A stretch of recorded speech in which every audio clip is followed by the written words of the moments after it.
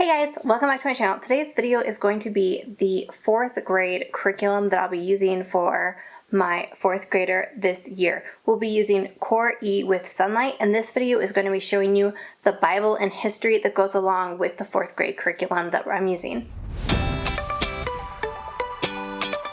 That's part 1. Part 2 will be the readers and the read-alouds I'll be using. So this goes into the category of history Bible literature for Sonlight, and I use this to teach, obviously, Bible and history. The way that Sonlight works is that they incorporate a lot of living books into their curriculum, and then they use that to really nurture a love of reading, and they also use that to teach history in a much more memorable way than reading facts. So I really enjoy the way that Sonlight teaches this, and I'm just going to show you guys the books that we'll be using, and then my next video will be part 2, and that will be the readers and read-alouds for 4th grade. So first up is Bible.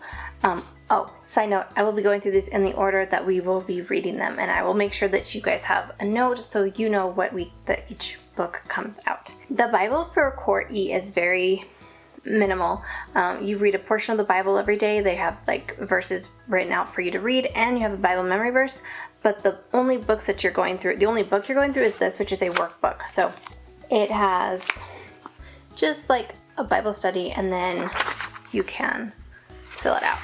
So this is Starting Strong, and it was published by Sonlight. It's a Sonlight book, essentially. So this is the Bible, and then they also have CDs. So they send a book and a CD. Okay, so the very first one that we started in week 1 is Wilberforce, and this was such a good book.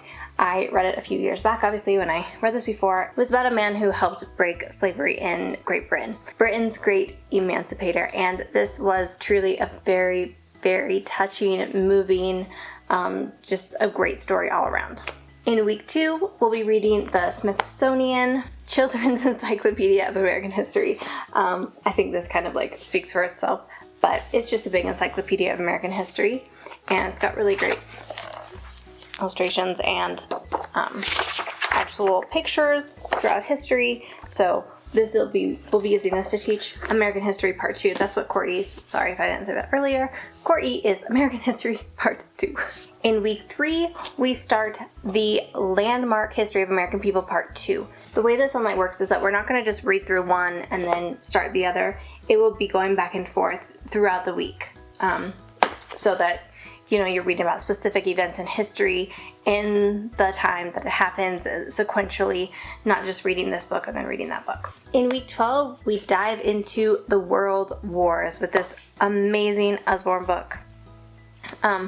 So this was definitely a really deep read. I know at least one person who cried, one child, because it was just hard. I mean, there was just a lot of true but really terrifying or sad things that happened in World War II, and it talks about it. So it was a good read, and I'm looking forward to going through it with my daughter. The next one is going to be In Search of the Source. We don't start this one until week 28, and it's about a missionary couple, Neil and Carol Anderson, who are missionaries in Papua New Guinea, and they end up also translating the Bible so that the people of Papua New Guinea have the Bible in their own language. So this is a really great story. In week 34, we get into this book right here, Lights in a Dark Place. This book was so good, so touching. If you're looking for a good missionary story, this is a wonderful story about a family in Colombia who comes to know the Lord and is basically persecuted for their faith and have to escape